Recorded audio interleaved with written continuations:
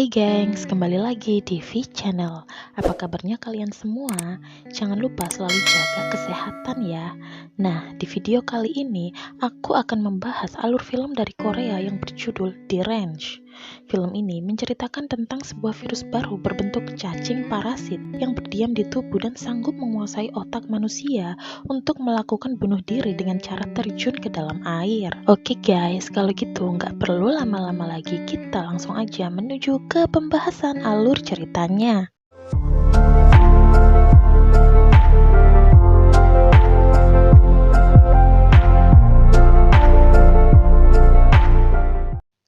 Di awal film kita akan diperkenalkan dengan sosok Jae-hyuk. Dia adalah seorang suami sekaligus bapak dua anak yang bekerja di sebuah farmasi kecil. Malam itu saat dia pulang ke rumah, tidak sengaja Jae-hyuk bertemu Jae-pil, adiknya yang berprofesi sebagai detektif swasta. Sayangnya mereka berdua terlihat tidak akur dan seperti sedang ada masalah. 그냥 미안하니까 좀 다시 나타나지 마라. Ketika sampai di rumah, Jae-hyuk justru mendapati anak dan istrinya sedang makan banyak. Anak-anaknya bertanya, kapan mereka akan dibawa ke taman hiburan. Di sini Jae-hyuk justru marah-marah dan mengatakan jika dirinya tidak memiliki uang untuk hal tidak berguna semacam itu. Esoknya Jae-pil pergi mendatangi pacarnya untuk meminjam uang agar bisa membayar hutang ke kakaknya. Walaupun di sini Yoonju sudah bilang tidak ada, tapi Jae-pil masih terus saja memaksa sambil marah-marah. Malam harinya Yoonju janjian ketemuan sama kakak dari pacarnya. Dia curhat soal Jae-pil yang sedang sibuk cari pinjaman sana-sini untuk membayar hutang ke Jae-hyuk. Karena di sini Jae-hyuk sedang banyak pikiran, dia dengan entengnya menyuruh si Yoonju buat mutusin adiknya sebelum terlambat. 그놈은 바로 이런 놈이야. 말도 안 돼. 너무해요.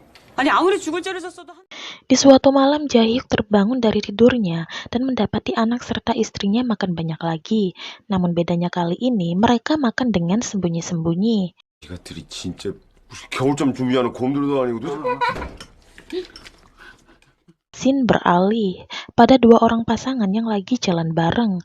Kebetulan saat itu si lelaki kebelet pipis dan langsung melipir ke pinggiran sungai. Lalu, si lelaki tadi tidak sengaja melihat sesuatu di sungai.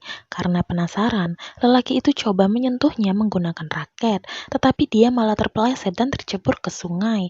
뭔데 그래? 아이씨 몰라 가만히 좀 있어봐 이씨.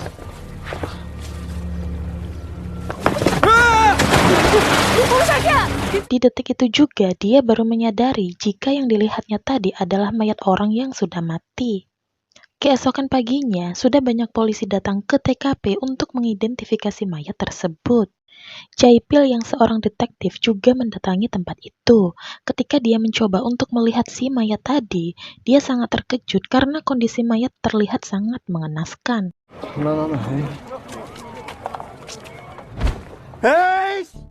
Tubuh wanita yang meninggal tadi menjadi kurus kering, padahal menurut analisa dokter, mayat itu baru meninggal kemarin.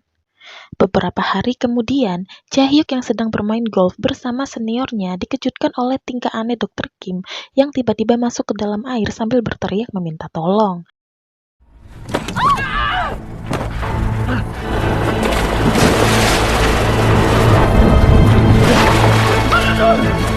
Jae-hyuk yang melihat hal itu segera datang membantu, tetapi sayangnya sudah terlambat. Lalu, ketika Jae-hyuk pulang ke rumah, ia justru mendapati anak dan istrinya meminum air terus-menerus.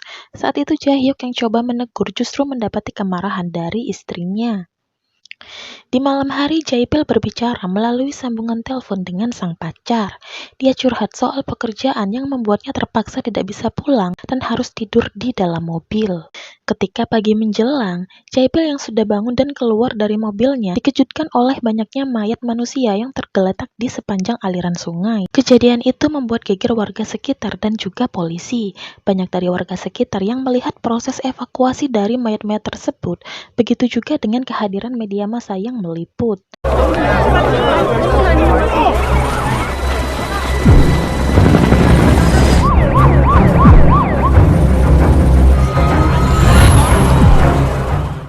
Di lokasi penemuan mayat, tim dokter juga menemukan beberapa cacing berukuran panjang yang berada di sekitar jasad korban. Ketika diteliti, rupanya cacing itu merupakan varian tidak normal dari parasit yang berasal dari serangga hidup. Ketika dewasa, cacing parasit itu bisa mempengaruhi otak serangga untuk membuatnya masuk ke dalam air. Nah, waktu di dalam air itulah si cacing bakalan keluar dari tubuh si serangga dan bertelur di dalam air untuk berkembang biak sendiri. Dipastikan kematian para korban karena mereka telah bermain air di suatu tempat dan membuat telur-telur itu masuk melalui lubang pencernaan atau mulut si korban. Telur-telur itu kemudian berkembang biak di dalam tubuh dan membuat si korban memiliki nafsu makan sangat banyak. Selama proses pertumbuhan cacing, para korban juga mengalami dehidrasi tidak jelas dan membuat beberapa tanpa sadar melompat ke dalam air. Saat itulah si cacing parasit berusaha untuk keluar dari tubuh inangnya dan membuat si pemilik tubuh terkena serangan jantung mendadak sebelum akhirnya meninggal dengan sangat mengenaskan. 이유 없이 식욕이 왕성해졌으나 체중의 변화가 Jahyuk segera berlari pulang menemui anak dan istrinya setelah ia mendengar berita itu dari sebuah televisi. Ia segera menyuruh anak dan istrinya bersiap pergi ke rumah sakit karena sangat yakin mereka juga terjangkit parasit tersebut. Scene kemudian beralih di sebuah rumah sakit tempat Yunju bekerja. Ia dan para dokter lain menghampiri seorang pasien yang berteriak kesakitan. Yunju bertanya apa yang terjadi, dan si ibu menjelaskan jika dia memberi putrinya obat anti parasit yang dijual bebas di pasaran. Si ibu sama sekali tidak menyangka jika obat itu malah membuat anaknya berteriak kesakitan. Tidak lama setelah menjelaskan itu, anak si ibu akhirnya meninggal.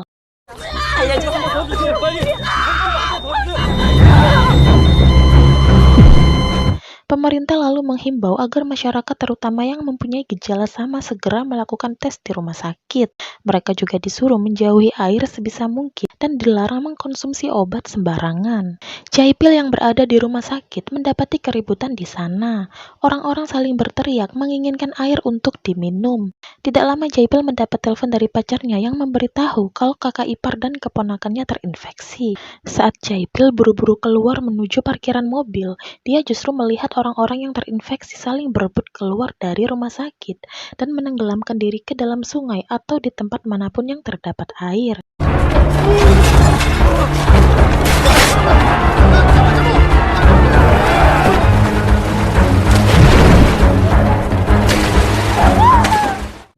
Jaipil di sini berusaha mati-matian menghalangi mereka terjun ke dalam air. Biarpun begitu, lebih banyak korban yang meninggal karena tidak ada yang menduga hal seperti itu akan terjadi. Hal yang sama juga terjadi di rumah Jahyuk. Dia berjuang seorang diri menyelamatkan kedua anak dan istrinya agar tidak melakukan hal gila yang bisa menyebabkan nyawa mereka melayang.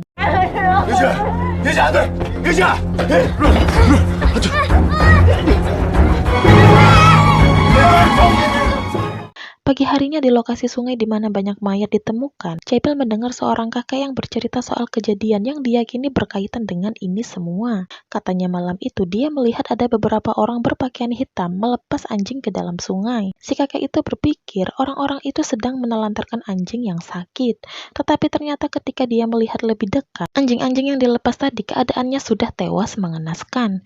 Singkat cerita, pemerintah akhirnya mengumumkan soal obat anti parasit dari merek Windazole yang ternyata dapat membunuh varian Yonggashi yang menewaskan banyak orang. Dipercaya jika satu-satunya yang dapat menyembuhkan hanya obat ini, dan pemerintah tengah berupaya membicarakan soal obat ini pada perusahaan yang memproduksi. Tentu saja Jahyuk yang mendengar segera mencari obat itu di beberapa apotik, tapi anehnya tidak ada satupun apotik yang menjualnya.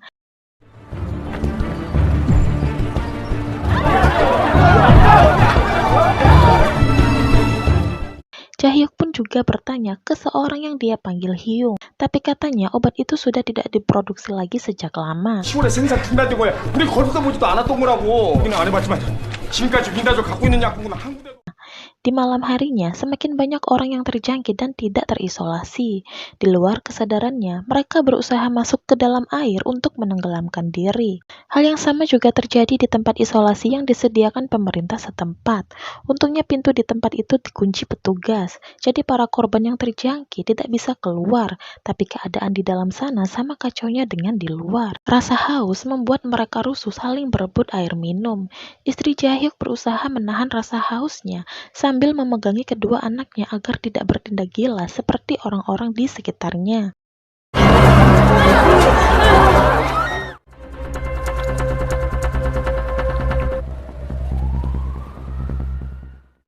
Sementara di suatu pertemuan, si wakil perusahaan obat meminta maaf karena tidak bisa memproduksi. Ia beralasan mesinnya bermasalah karena sudah terlalu tua. Ada salah satu orang yang menyarankan agar formula Windazole dipublikasikan supaya semua pabrik bisa memproduksi obat secara bersamaan. Akan tetapi karena ini memang akal-akalannya si pemilik perusahaan, jadi dia membuat banyak sekali alasan untuk mempersulit produksinya obat tersebut.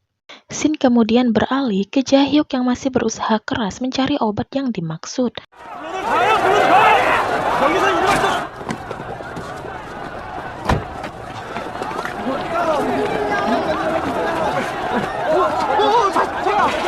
단추가 구석에 처박혀 있는 게 나왔나 봐. 여기저기 다 팔아먹고. Saat dia sudah berhasil mendapatkan obat yang dibelinya seharga 1 juta, dia keluar dan tidak sengaja melihat seorang ibu menggendong anaknya yang sedang menangis kencang.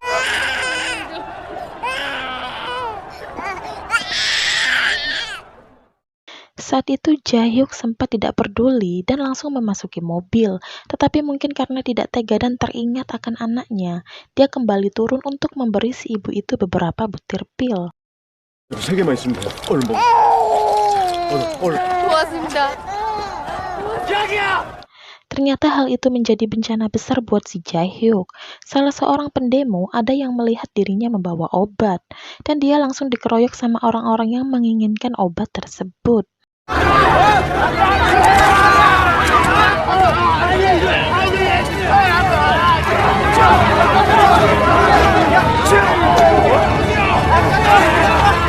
Untungnya tidak lama setelah itu polisi datang melerai, dan Jae-hyuk dengan wajah melas hanya bisa pasrah melihat obat itu hancur terinjak-injak.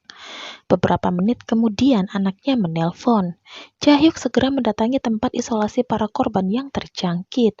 Keadaan di sana sangat kacau. Itu disebabkan lantaran para korban dan pihak keluarga harus dipisah dan tidak boleh bertemu untuk sementara waktu.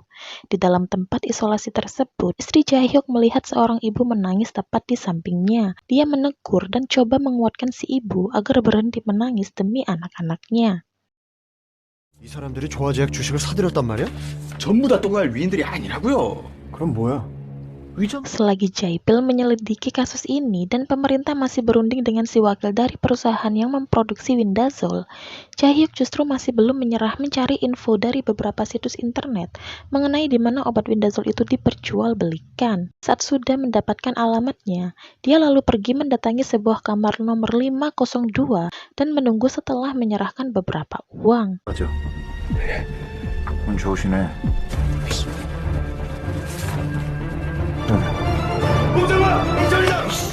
Sayangnya tidak lama polisi datang, si pelaku ditangkap dan Jae-hyuk lagi-lagi gagal mendapatkan obatnya.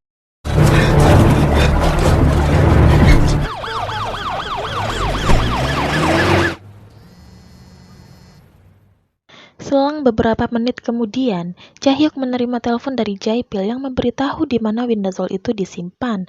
Tentu saja, Jae-pil bisa tahu setelah dia menghajar dan mendesak salah seorang ilmuwan yang terlibat dalam kekacauan ini.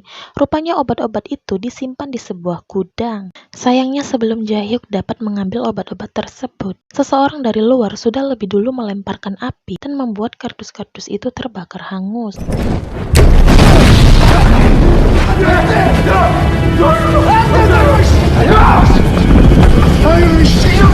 Jae-hyuk sesaat hilang akal. Tanpa berpikir, dia tetap berniat mengambil obat-obat itu dari kobaran api. Untungnya, Jae-pil menahan dan melarangnya. Jae-pil berusaha keluar dengan mendobrak pintu karena ada seseorang yang menguncinya di luar.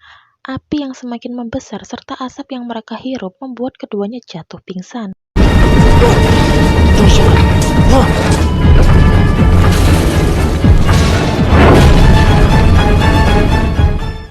Untungnya Yunjo pacar Jae-pil datang tepat waktu untuk menyelamatkan mereka. Sementara di tempat isolasi para korban yang terjangkit, ada insiden di mana satu persatu dari mereka mulai tewas akibat cacing parasit yang dengan sendirinya keluar dari tubuh mereka. Hal itu membuat mereka panik dan ketakutan. 끔찍한 일이 벌어질 겁니다. 그러면 최악의 상황을 맞게 될 거야. Lalu, gak lama istri Jae-hyuk melihat ada seorang wanita berjalan lurus dan akan menyalakan tombol alarm kebakaran di tempat itu. Dia mati-matian mencegah wanita itu agar tidak melakukannya. Rupanya keributan yang mereka buat memancing yang lain untuk ikut melakukan hal yang sama. Mereka semua maju dan berebut menyalakan tombol merah itu.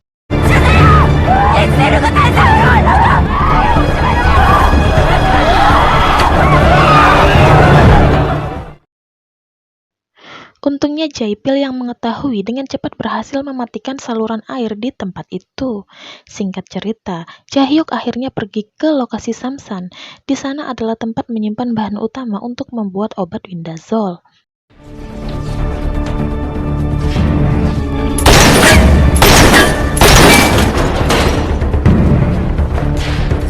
Jae-hyuk berusaha mengangkat sendiri drum yang berisi bahan utama pembuatan obat. Karena isinya sangat berat dan ia sempat menjatuhkannya, beberapa orang akhirnya datang membantu mengangkatnya. 사람들 살면 되잖아. Jae-hyuk akhirnya berhasil membawa bahan utama obat ke produsen. Dan malam itu juga obat bisa langsung mulai diproduksi dan disebarkan ke pelosok negeri. 의료제가 지금 막 제약협회 쪽에 전달됐어요. 오늘 밤 안... 수고했어.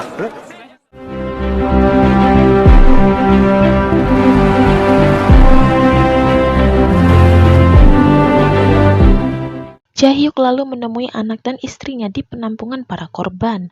Mereka saling berpelukan dengan haru. Sementara itu si wakil perusahaan yang merupakan dalang dari semua ini ditangkap dan diadili atas perbuatan jahat yang ia lakukan.